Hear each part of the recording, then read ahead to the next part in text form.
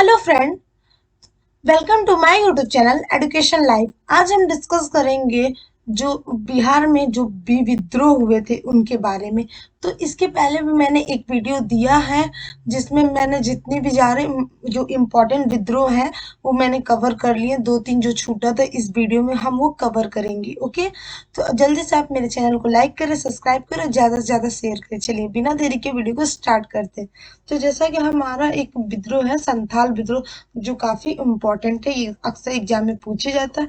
तो संथाल विद्रोह के बारे में थोड़ा सा देख लेते हैं। संथाल विद्रोह, ठीक है। संथाल विद्रोह, तो जो संथाल जनजातियों ने 1855 में कंपनी सरकार की अमानवीय मीन्स खराब कानूनों कार्रवाइयों के साथ साथ पुलिस महाजनों कंपनी सरकार के एजेंटों तथा ठेकेदारों के खिलाफ विद्रोह कर दिया। जो संथाल जनजाति थी वो 1855, जो संथाल विद्रोह ऐसे पूछ सकता है संथाल विद्रोह कब होता था, 1855 से लेकर 56। तो जो संथाल जनजाति ने कंपनी सरकार के जो अमानवीय कानून थे या कार्रवाइयों के साथ साथ पुलिस व महाजनों या कंपनी सरकार के एजेंट तथा ठेकेदारों के खिलाफ विद्रोह कर दिया, ठीक है। जो संथालों को जमीन से धोखाधड़ी कर बेदखल किए जाने लगा और महाजनों के जाल में फंसकर भी अपनी जमीनें गंवा दे रहे थे। जो अंग्रेज ठेकेदार उनके साथ अमानवीय व्यवहार करते थे। संथालों को 1800 ईस्वी के आसपास हजारीबाग, गिरही, रामगढ़ आदि क्षेत्रों में लाकर बीरभूम जिले के राजमहल क्षेत्रों में बसाया गया था। जो संथाल बसावट क्षेत्र को दामिनी कोह के नाम से जाना जाता था या नाम दिया गया था। जो संथाल बसावट के जो क्षेत्र जहाँ पे संथाल रहते थे उसे दामिनी कोह के नाम से नाम दिया गया, नाम से जाना जाता, ठीक है।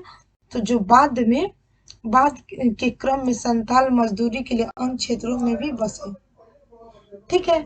जो कंपनी सरकार के एजेंटों ने संथालों भू क्षेत्रों पर अपने अधिकार का दावा किया, संथालों को राजमहल के दामिनी को में बसने के लिए मजबूर करने लगे, ठीक है।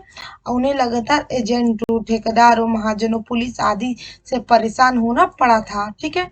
और चलिए यहाँ से देखते हैं। महाजन अपने जाल में फंस कर, ये बस एक बार पढ़ लीजिए, ऐसा कोई याद नहीं करने वाला पॉइंट है। जहाँ याद करने वाला जरूरी है वहां पे मैं नोट करवा दूंगी, ठीक है। महाजन अपने जाल में फंस कर उन्हें कर्ज के जाल में फंसा दिया। ठेकेदार उनके साथ अमानवीय व्यवहार करते थे। इन दबावों के फलस्वरूप उनमें असंतोष फैल गया। शोषण के खिलाफ वे थाना में शिकायत करने लगे। उल्टे शिकायतकर्ता को ही लुटेरे बताकर जेल में बंद कर दिया जाता था। दिग्गी थाने का दरोगा महेश दत्त सजा देते थे। वे एजेंटों ठेकेदारों महाजनों के खिलाफ कोई कार्रवाई नहीं करते। संथालों का असंतोष बगावत के रूप में सामने आया और 30 में 1855 को भोगनाडीह के चुन्नू माझी चार पुत्रों सिद्धू कानू चंद तथा भैरव दास हजार संथाली साथ विद्रोह का झंडा बुलंद कर दिए। सिंधु कानू पूछा जाता है कि संथाल विद्रोह से जुड़े नेता कौन थे। सिंधु कानू, तो थोड़ा सा इनका नाम थोड़ा सा आप वो सिंधु कानू का थोड़ा सा देख लीजिएगा, ये इम्पोर्टेंट हो जाता है सिंधु कानू, ठीक है। दरोगा महेश दत्त की हत्या कर दी गई। संथाल विद्रोह पूरे दक्षिणी बिहार में फैल गए। विद्रोहियों तथा पुलिस के बीच संघर्ष चलती रही। चांद और भैरव पुलिस की गोली का शिकार हुआ। सिंदूर कानू को जंगल से पकड़ लिया गया और बड़हेत में ही फांसी दे दी गई। पूरा भोगनाडीह गांव को अंग्रेजों ने आग लगा डाला। सरकारी दमन के बावजूद अगस्त 1855 में 30,000 संथाल कंपनी सरकार का विरोध करते रहे। भूख तथा व्याधियों को त्रस्त संथाल अंग्रेज सैनिकों का सामना नहीं कर सके। क्रूरता के साथ संथाल विद्रोह को जनवरी 1856 तक दबा दिया गया। तो जो संथाल विद्रोह पूछेगा कब से कब था, 1855 से 1856 तक लगभग 60,000 संथाली इस क्रूरता के शिकार हुए थे, ठीक है।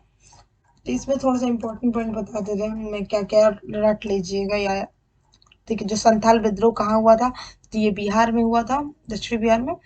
और फिर 1855 से 56 में हुआ था इसके। और क्यों हुआ था, शोषण के खिलाफ या अमानवीय व्यवहार के खिलाफ हुआ था। और इसके जो प्रमुख व्यक्ति थे इसमें नेता ये कहिए सिंधु और कानू थे, ठीक है। चलिए नेक्स्ट है लोटा विद्रोह, ठीक है। लोटा विद्रोह, चलिए लोटा विद्रोह को थोड़ा सा समझ लीजिए। कंपनी सरकार जेल कैदियों के साथ अमानवीय व्यवहार करती थी। ठीक है, जो लोटा जो कंपनी सरकार है वो जेल में के जो कैदी हैं उनके साथ अमानवीय व्यवहार करती थी। जेल के अंग्रेज अधिकारी उन्हें मनुष्य मानते ही नहीं थे, इसलिए उन पर मौके बेमौके पिटाई किया जाए, बिना बिना मतलब कि अभी किसी भी समय पिटाई कर देते थे। खाने पीने रहने तक में ऐसे ही व्यवहार था उनका। अमानवीयता से तंग आकर मुजफ्फरपुर जेल के कैदियों ने जेल के भीतर 1856 में विद्रोह कर दिया। विद्रोह के तत्व तो जमा हो ही रहे थे। ऐसे ही समय जेल कैदियों को पीतल के लोटा के स्थान पर मिट्टी का लोटा दिए जाने लगा। जेल अधिकारियों के इस निर्णय का कैदी विरोध करने लगे। कैदियों की सहानुभूति में पूरा मुजफ्फरपुर जिला आक्रोशित हो उठा। जनता की आवाज में इतना दम थी कि अंग्रेज अधिकारी भी बढ़ते विद्रोह को सहम गया और कैदियों को फिर से पीतल का लोटा देना शुरू कर दिया। इस विद्रोह को ही लोटा विद्रोह के नाम से जाना जाता है। बस देख लीजिएगा क्यों हुआ था और कहाँ पे हुआ था। ओके, कोई खास नहीं। देखिए, वहाबी आंदोलन, तो थोड़ा सा वहाबी आंदोलन के बारे में थोड़ा समझ लेते हैं, काफी इंपॉर्टेंट बन जाता है एग्जाम के नजर से। ठीक है, जो वहाबी आंदोलन मूलतः भारतीय मुसलमानों में कुछ समाज, ऐसा समझ, जो वहाबी आंदोलन था वो एक ऐसे सुधार आंदोलन था। ठीक है, जो वहाबी आंदोलन मूलतः भारतीय मुसलमानों में कुछ सामाजिक तथा धार्मिक सुधार लाने के उद्देश्य से रायबरेली के सैयद अहमद द्वारा आरंभ किया गया था। ठीक है, किंतु तत्कालीन राजनीतिक परिवेश में इस आंदोलन का रूप भारत में अंग्रेजी राज को समाप्त करने के उद्देश्य से एक धार्मिक राजनीतिक रंग ले लिया, लेकिन धीरे धीरे वो राजनीतिक रंग ले लिया अंग्रेजों को खदेड़ने के लिए। भावी आंदोलन का मुख्य केंद्र क्या था? पटना था। ये इंपॉर्टेंट है, ये थोड़ा सा आप नोट कर लीजिएगा कहीं पे भी कि भावी आंदोलन का प्रमुख केंद्र पटना था। यह आंदोलन वो 46 वर्षों से चला, 1822 से 18 वो 1822 से 1868 तक चला। ठीक है, वहाबियों का मानना था कि अंग्रेज कट्टर ईसाई थे। जो वहाबी लोग क्या मानते थे? जो अंग्रेज कट्टर ईसाई, इसलिए सच्चे मुसलमान का धार्मिक कर्तव्य है कि ईसाइयों द्वारा प्रसारित देश का त्याग हिजरत करना था। उन्हें विश्वास था कि अंग्रेजों ईसाइयों के रहते सुधार संभव नहीं है, इसलिए वे कंपनी शासन को समाप्त करने का आह्वान किया। वहाबी यह प्रचार कर रहे थे कि अंग्रेजी शासन के अंतर्गत भारत दुर्लभ काफिरों द्वारा शासित देश बन चुका है। अंग्रेजों को शिकस्त देने के लिए अफगान कबीलों की मदद से सिताना में एक स्वतंत्र राज्य का गठन किया गया। इस राज्य के लिए सैनिक तथा आर्थिक साधन जुटाने के लिए पटना केंद्र स्थापित की गई। अंग्रेजों और वहाबियों के बीच 1858 में संघर्ष हुआ, जिससे वहाबी पराजित हुआ और 1857 की क्रांति के समय वहाबी पुनः सक्रिय हुए और विद्रोहियों के साथ मिलकर संघर्ष करने लगे। जो 1863 में संघर्ष हुआ जिसमें वहाबी पराजित हुए, बड़ी संख्या वहाबी गिरफ्तार हुए। बिहार में याहियो अली, अमीर खां, हसमत दादा खां, वो अहमदुल्ला अब्दुल रहीम को आजीवन कारावास देकर काला पानी अंडमान भेज दिया। पटना के वाहियों की शक्ति 1870-71 तक समाप्त हो चुकी थी। ठीक है, इतना थोड़ा सा मेन था, देख लीजिएगा इसमें। चलिए आगे बढ़ते हैं।